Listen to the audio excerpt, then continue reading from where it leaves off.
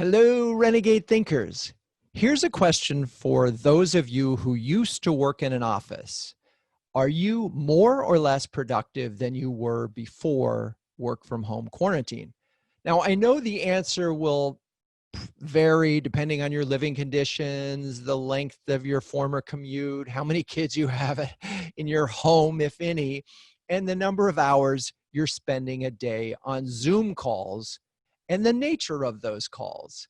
Funny enough, this week I heard a CMO mention something called the Zoom economy. And that, boy, did that strike me as where we are and what we're in. I mean, like it or not, we are now in the Zoom economy, and suddenly individual and team productivity comes down to our collective ability to manage in and around these video calls. Ask CMOs and they'll regale you with stories of virtual coffee breaks and happy hours and lunch and learns and book clubs and other ways they are helping employees feel connected. But what happens when you survey younger employees like Gen Z and millennials? How are they feeling about the Zoom economy? Well, recent research from Smartsheet suggests they're not so thrilled with work from home. In fact, 82% of Gen Zers feel less connected. And their biggest complaint is all the Zoom meetings. In fact, 61% of Gen Z and 57% of millennials identified video calls as an obstacle to their productivity, which begs a lot more questions that we're going to address in this episode with Anna Griffin, who is the CMO of Smartsheet. Anna, with that long introduction, welcome to the show. Thank you so much, Drew. Happy to be here. So first of all, where are you and how has work from home affected you personally? Well, I'm in Raleigh, North Carolina instead of Seattle. And working from home, it's been wonderful to be at home and to be a part of my children's lives and my dogs and my husband and the things that you don't always get to do when you work a pretty aggressive executive life. But I tell you what, I agree with the research. It can be very difficult, and it's certainly a trying time I'm finding for everyone that I speak with. We're connected, but wow, we're not quite as productive. And you know, it's so interesting.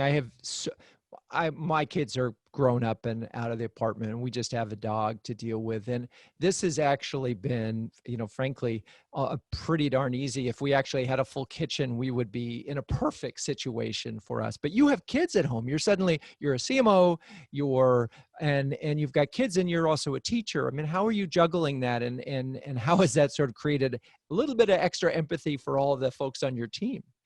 Yeah, I've commuted for work probably the last 12, 15 years. And so I've always been out of the house. So I never had the children knew when mom's away, she's working. And when I was at work, all I did was work. And then on the weekends, mom was home. Now I feel like I get to understand, have much greater empathy for every working mom out there, because that balance and that struggle, someone walking into a Zoom call, they have no understanding that you're on with the board, or that you're on, to them, it's just you're on your laptop. Why can't you help with their homework or answer the question or tell them what we're going to do this weekend or not going to do because of COVID this weekend? Right. And so it's super challenging. And I have such great respect for people who have had to master this every single day of their lives. It's amazing. And I do too. And my heart goes out to those folks, because it's 3 jobs now instead of 2. And what's funny is you were talking, I was thinking about, I'm sure that you're doing Zoom calls with relatives and friends where the kids are involved. And so they all are thinking that, oh, well, we can just join this. Why not? Because this is what we do. This is how we talk. Yeah, exactly. Oh my gosh. So from a leadership standpoint, from your perspective, as you've been in Raleigh, your teams in Seattle or wherever else they are, how has this sort of impacted how you're approaching leadership right now? In leadership, it's so important to stay connected. Everyone knows that. You want everyone to feel a part of things. But what we've lost is that ability, the drive-bys, the chance for, a smile or a high five in the hallway, those little tiny things that said, I'm thinking about you, I'm proud of you. you're on my mind, way to go, you lose that. And or when you try to replicate it, to your point, you just have now scheduled another 30-minute window for video conferencing.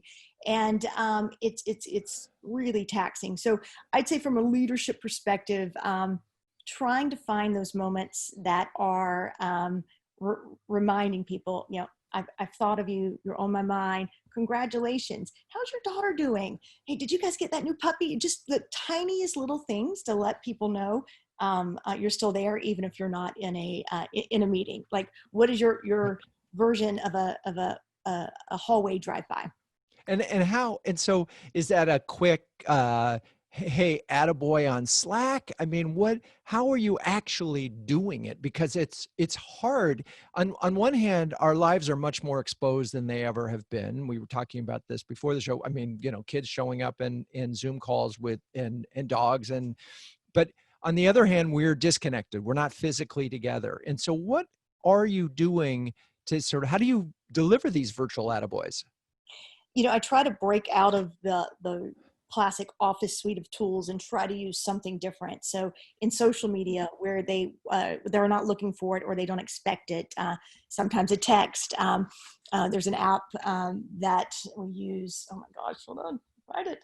Marco Polo, and so it's it's Snapchat for old people. So it's a little video that says, I make it non-work related, and it's I'm thinking about you. How's this? Or I had a free moment, but it doesn't feel like a workplace video call. Oh, It's cool. still video, but it's reaching them in a personal modality instead of in the confines of office suite. Yeah, it's funny. One of the CMOs I was talking to last week said she's actually just calling people, which is kind of old school. But she's calling her team and just saying, "Hey, just thinking about you, wondering how things are going." But your video idea, I love that too, because they can do it at their own time. And I think that's part of this era that we're in is work is when you can get to it, not 9 to 5. And so if you send the video like you described and they open it at 10:30 at night, or they open it during the business, it doesn't matter. It has the same effect. So that's interesting. What pivots, if you have, let me step back for a second. Okay. So staying connected has been a big challenge.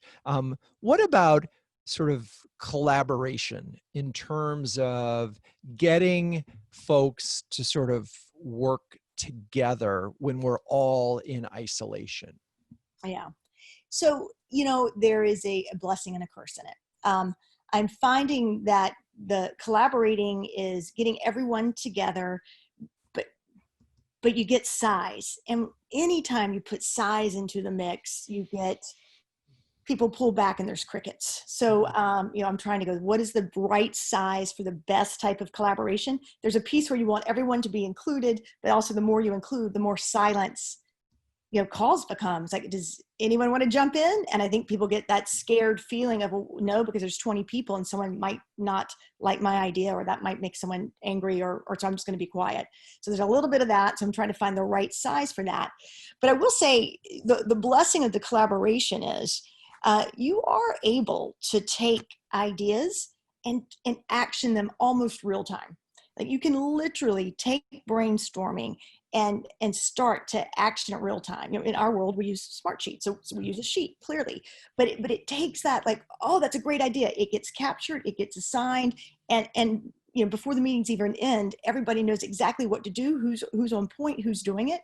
So I love it. It's taking collaboration to a different level that perhaps doesn't always happen in live rooms where someone might, so I'm loving it. I'm seeing collaboration plus execution, and those two things together, man, that's where real things happen, and happen fast. So I love that idea, and I want to come back to it. In fact, we'll probably spend the whole second segment on that, but I wanted to stop and put a punctuation point on one thing. So clearly there is an optimum size for meetings depending on what they are, and Zoom meetings in particular. And I have found that the minute you get over 10 people in a Zoom call, the participation, the interest, sort of people start to look at their email. It just happens. But if you can keep it under that, that was one point.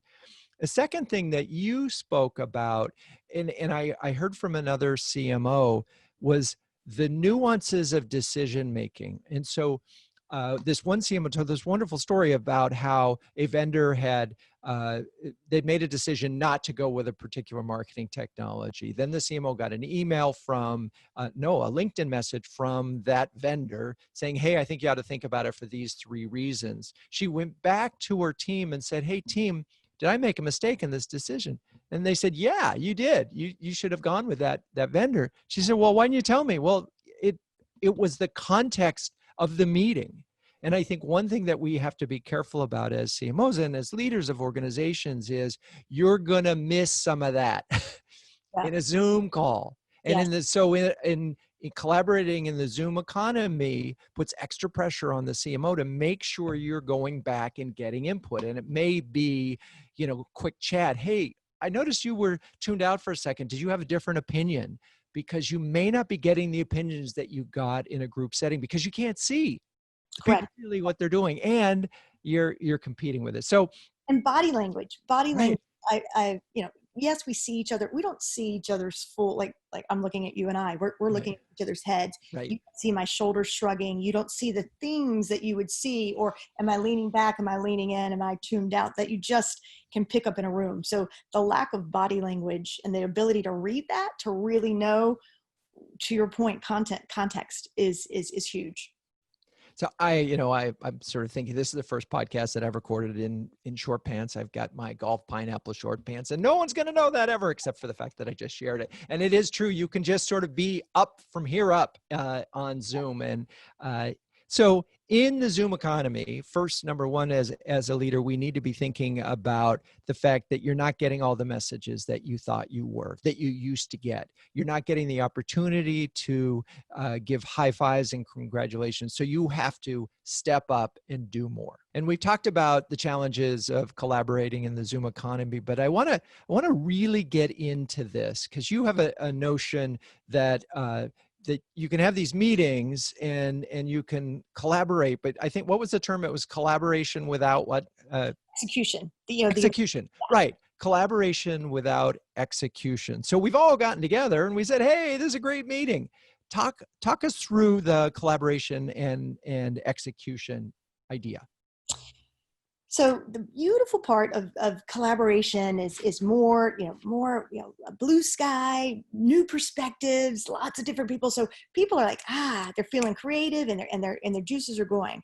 But how do you turn an idea into action? I mean, that's always been the proverbial challenge, and it's becoming even more of a difficult challenge now when your entire day is filled with 14-hour Zoom meetings. So you've already lost maybe the 3 or 4 hours that was going to be your get work done time, because now it's gone into overdrive of you have to meet to connect time.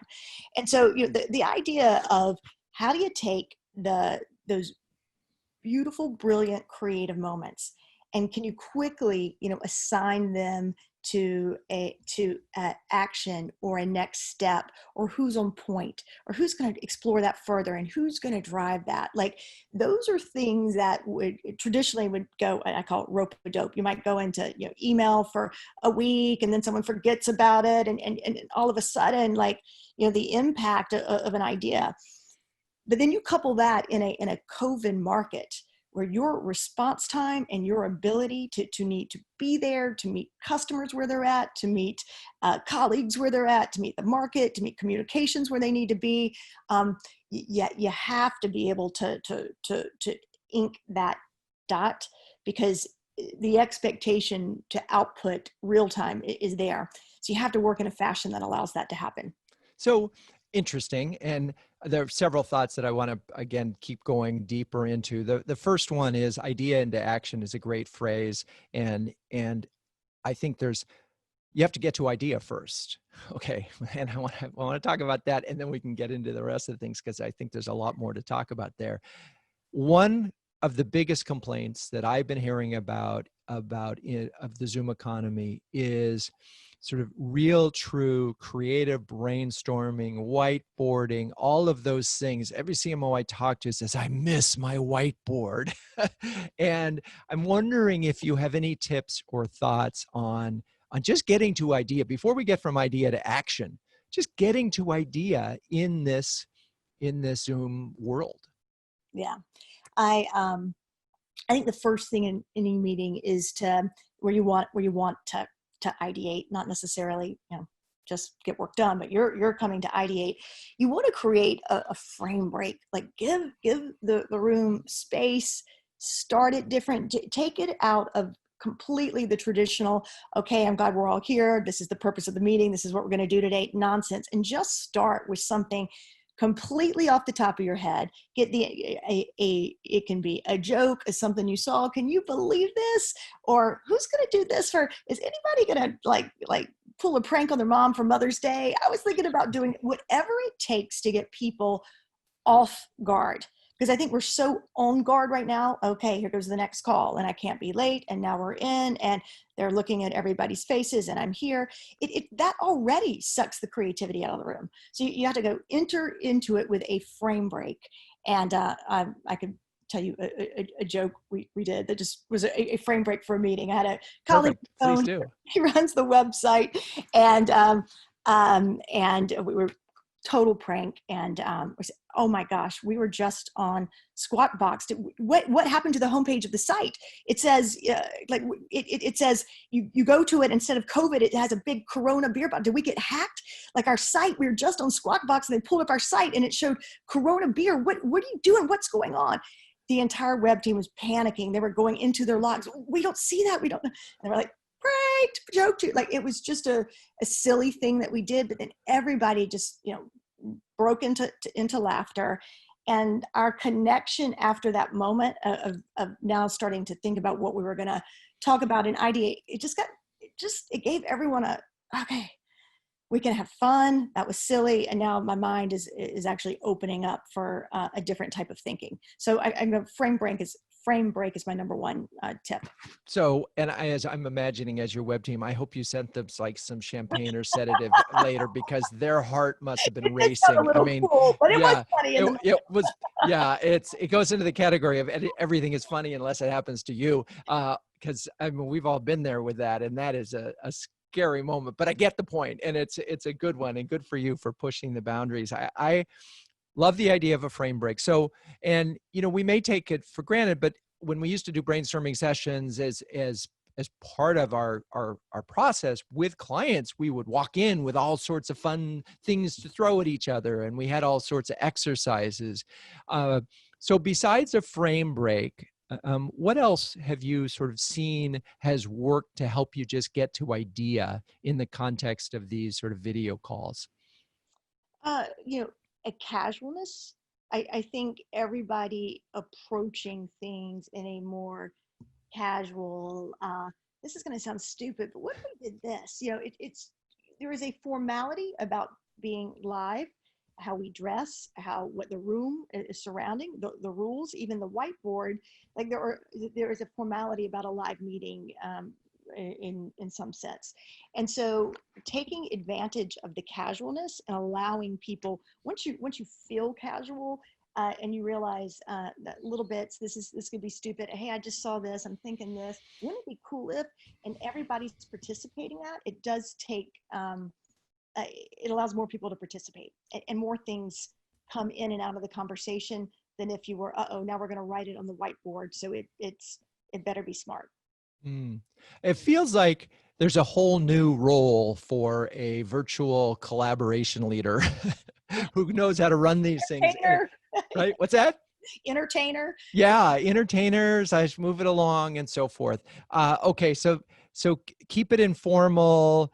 And as you were talking, I'm thinking, are we hurting ourselves by doing this as video instead of just say audio? But then it occurred to me, the minute you don't see my face, I'm looking at my email.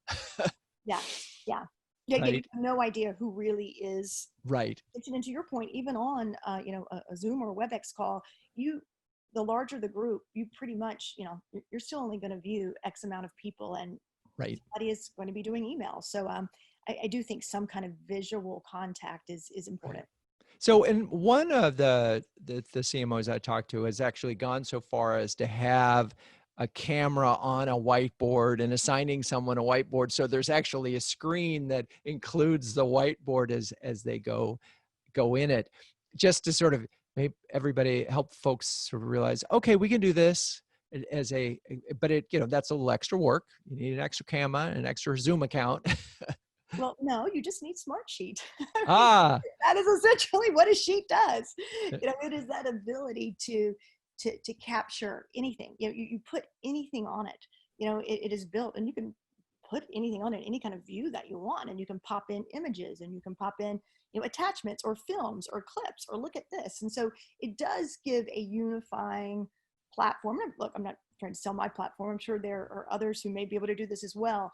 But to take a brainstorm and to give a unifying platform for data input and capture and attachments and views. And so you get the same thing of being in a room, but it's just done in a sheet. And what's beautiful is then it's always recorded. It's shareable. It's updated real time. Unlike a traditional whiteboard, that's like, okay, do we take a picture of the whiteboard, and are we gonna, right. So it is a great tool for ideation. Perfect. All right. So we've got a bunch of ideas. We have to sort through them somehow. Somebody has to make a decision. We're going to pursue those 2, 3, 4, 10, whatever it is. Now we got to, as you said, turn it into action. First of all, you need to turn those into action, which is just a reminder that you don't want to leave a brainstorming session without having some sort of sorting process and a plan, which I think is a big point that you made in the first segment. So let's talk about that. What does that really entail? Number one, who's on point? Because if somebody's not feeling the ownership, I think that's the number one thing to getting done. Like in group meetings, everyone can feel like, well, we're all there, so I guess we're all kind of owners, and therefore nobody's the owner. And so, having some type of ownership, you have your action plan, but somebody has to own their pieces or part. Doesn't mean that they're not going to collaborate and work across, but that sense of ownership. The other thing about clear sense of ownership is it's empowering.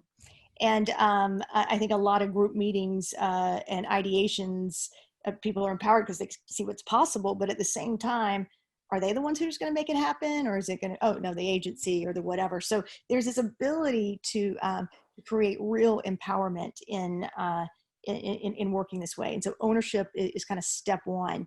And then it's amazing, also assigning ownership to the, you kind of know who they are. Like, there's, in a room of 10, there's always one that I call the can-doer, that can-do person.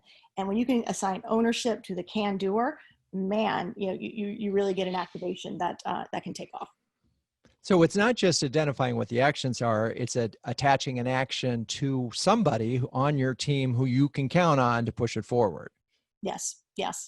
And then giving them the tools to, connect, because ideas don't happen in a vacuum. They happen inside and outside of your walls. There's an ecosystem of people that have to touch ideas and have the ability to weigh in or produce or connect. And so, I think having the right kind of tools so you can connect that wide ecosystem.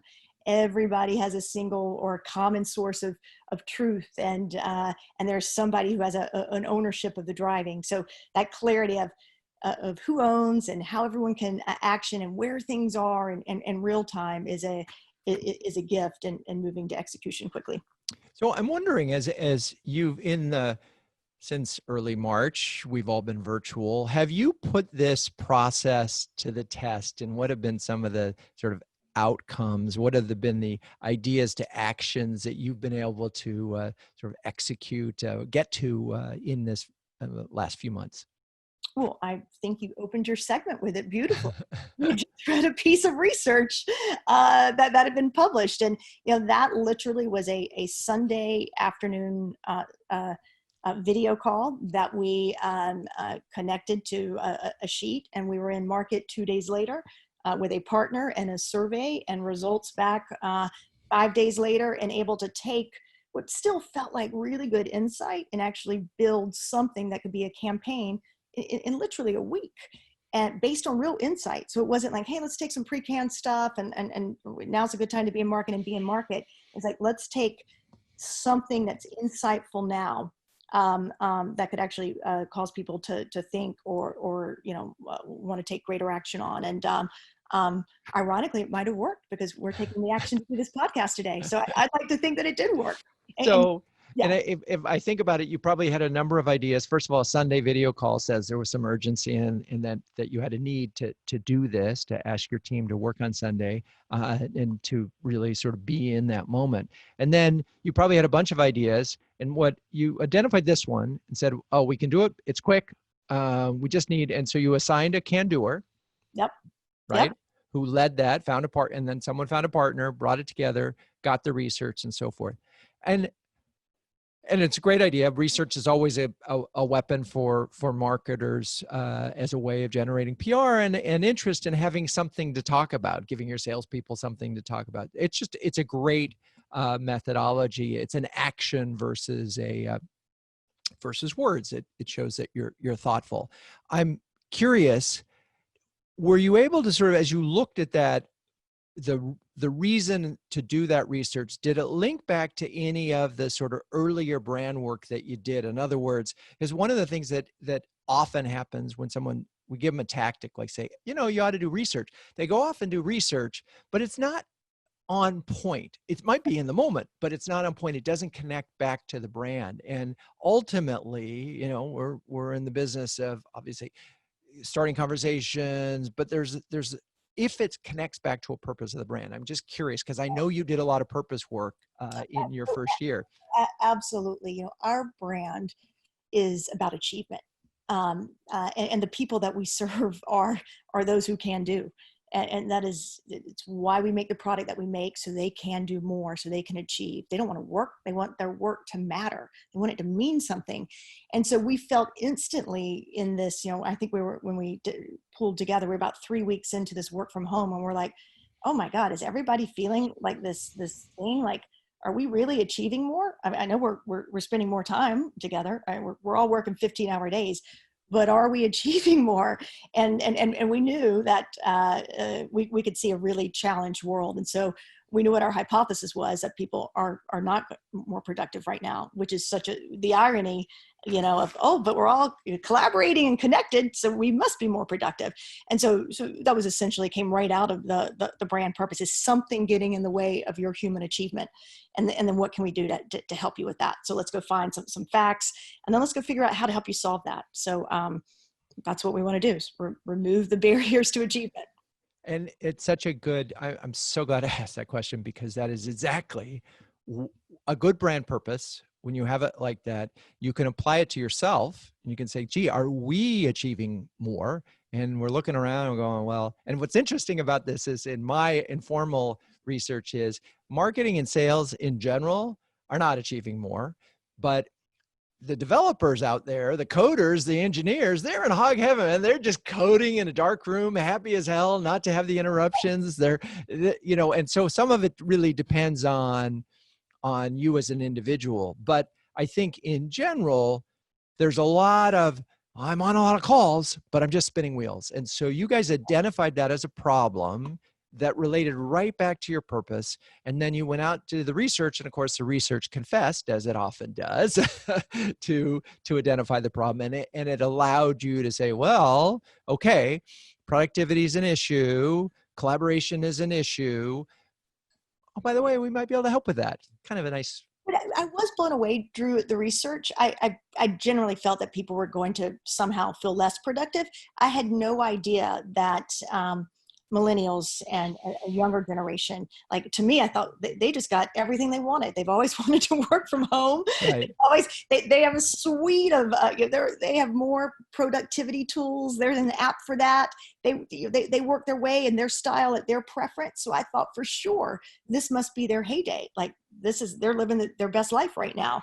And I thought that was super interesting, that demographic, more than others, were feeling less connected. So that power of belonging is still important. And so we've got to figure out with technology, how can you still belong and get stuff done? Yeah. And I think that's the challenge that remains to be solved. And my personal perspective on this, as I look at a lot of universities, of course, who've gone virtual, and the notion that a university experience could be replaced by a virtual experience is almost laughable, because that assumes that going to university is in fact just a transactional course. It's just about the courses, and it's not. It's about a lot of other things, and the serendipitous interactions, the people coming together, and so forth. And I think we're going to find, even though all these companies are saying, like Twitter said, we're going to be work from home indefinitely, I think we're going to find that companies that also come back together physically are actually going to be more competitive down the road. It's not, you can't solve all these problems virtually. Right. Right. I personally believe that, because the notion that work is transactional is I think estimates how we feel about working. And it's all about, I work with people who I respect and like, I get a chance to be with them. And a lot, we're kind of, humans like to get together. There is power in a union. There always has been. And so how do you create union again? And there is something, you either have to so be united on a cause or a mission, and that becomes your union, or, and it's got to be a worthy mission to get that real sense of union, or you kind of have to be in the physicality and off the energy of each other. And so if we're going to continue in a post-virtual world where this is very much, it's not going away, this is going Right. to be the trend, how are we going to find union? Right. And I think, to your earlier comment, I think companies that have a purpose and a clear purpose that makes it easier for employees to understand why they get up and get on their computer every day now instead of get up and go to work is helping a lot. I think it helps more than others that don't have a purpose will ever realize that's a huge part of it. So I agree with you there. I also think that there is going to be this moment where people are going to get back together and they're going to go, oh my God, I missed you so much, even though they've been talking, right? Yeah. All the time, that expression, and they missed more than simply talking and chatting. So anyway, I'm almost off topic, but I want to wrap this up because I think we've covered a lot of ground. And in a virtual world where we have no choice, we have to figure out and solve some of the problems that we've discussed in the show. We have to figure out a way to make our Zoom calls more productive. We have to figure out ways of engaging with our employees as leaders in different and fresh ways so that we can sort of give some of the positive feedback that we might have done. We have to look for some of the nuances that you're not seeing in a video call to make sure that when you're asking for everyone's opinion on a decision, you're actually getting everyone's valuable input and not just everybody nod their heads because they've been on so many Zoom calls. They just want to get off the call. So there's a lot of interesting challenges that we've talked, and you've also provided a lot of insights in terms of getting us from ideas to action, which is so important here. So Anna, I guess my last question for you, as CMOs are approaching the Zoom economy and it looks like we're going to be in it for quite a while, give us 2 do's and a don't. 2 do's. Do show up on time, because I think people notice, for some reason, it seems less tolerable to people to be late to Zoom meetings than it did to live meetings. I don't know why. So show up on time. Relax it and create a frame break so you get the best out of people. It's weird. That's a juxtaposition. You realize there's 2 things. Be punctual, yet be relaxed. Right. And don't do it all day long. Like just create the white space again for your head, for your team. You can only talk live to people for so long. Everything doesn't have to be a meeting. So don't do it for 14 hours a day. Yeah, that's such great advice. I think a lot of the CMOs that I've been talking to have been saying, putting virtual lunch breaks there and say, hey, you can join me for lunch. We're not going to talk about work. Or they're encouraging employees to sort of no Zoom Thursdays, or they're, doing whatever they can do to give employees a break. And part of this is you have to realize, when you have a camera on you, you're on. And they've, studies have shown when a camera is on an animal or a person, they behave differently. So you just have to be mindful of that and give folks a break. All right. Thank you so much, Anna. It's been awesome having you on the show. True. I loved every second of it. Thank you. My pleasure. And to all of my listeners, thank you as always for joining us. And until next time, keep those renegade thinking caps on and strong.